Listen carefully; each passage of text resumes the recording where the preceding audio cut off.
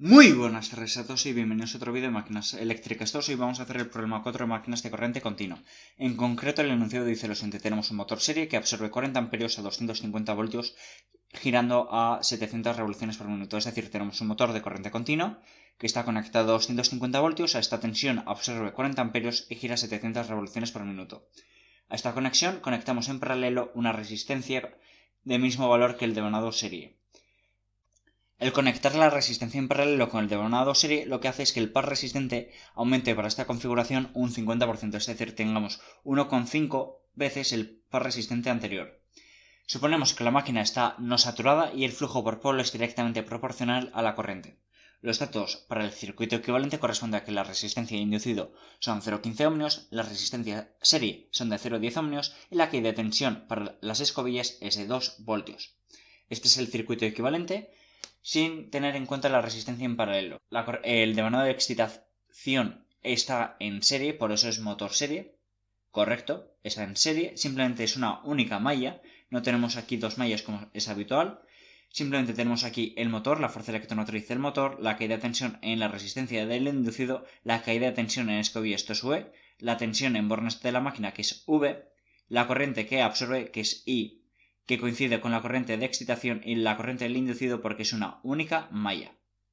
Vale, la recapitulación o resumen de los datos es que la corriente de excitación coincide con la corriente de inducido, que es igual a la corriente, que son 40 amperios. La tensión en bornes de la máquina son 250 voltios. La velocidad a la que gira la máquina son 700 revoluciones por minuto. La resistencia del inducido, es decir, esta resistencia, son 0,15 ohmios. La resistencia de excitación, es decir, esta resistencia, es 0,1 ohmios. Y la caída de tensión que se sufre aquí es de 2 voltios. Vamos a aplicar esta fórmula más adelante, que nos relaciona la fuerza electromotriz en el caso 1 respecto al caso 2, que denominaremos como E' o N'.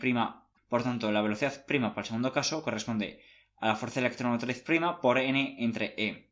Por tanto, la fuerza electromotriz E, simplemente si aplicamos teoría de circuitos, sabemos despejar esta caída de tensión.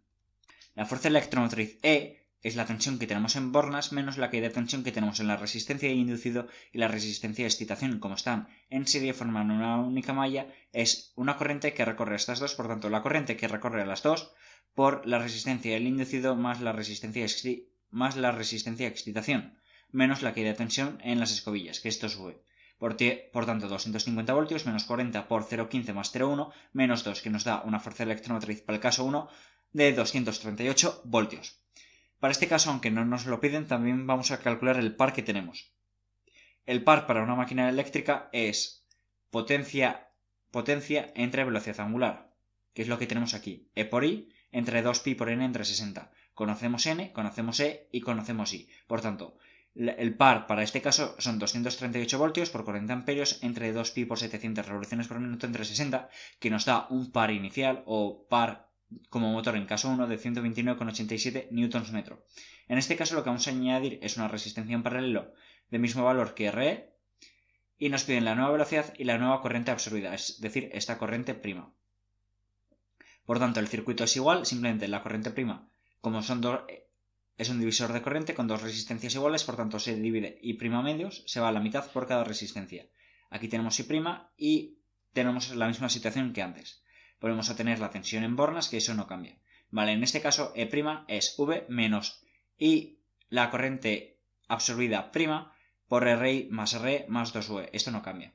En este caso, como nos decía el enunciado, aumenta el par en un 50%, por tanto, el par para el caso prima, para el segundo caso, es 1,5 por el par que teníamos antes, que era 1,5 por 129,87, que nos da un par. Tenemos para este caso, al meter la resistencia en paralelo, de un par de 194,81.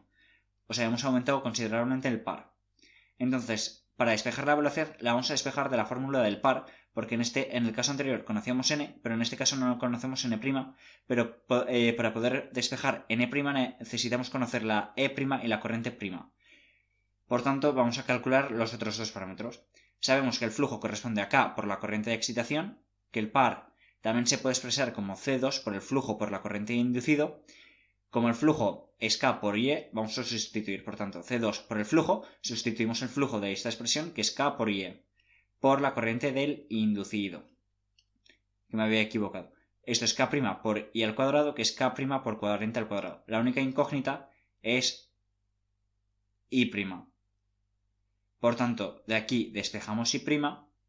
Bueno, de la siguiente expresión. De esta expresión se despeja I', corriente inducido prima. Despejamos la corriente inducido prima, que nos da 69,3 amperios. Simplemente es operar, es decir, 1,5 K' por corriente al cuadrado es K', simplificamos K' con K' por la corriente inducido al cuadrado medios, por lo tanto la corriente inducido prima al cuadrado es 1,5 por corriente al cuadrado por 2, por tanto la corriente inducido es raíz de 2, es raíz de esto, que nos da 69,3 amperios como ya había dicho.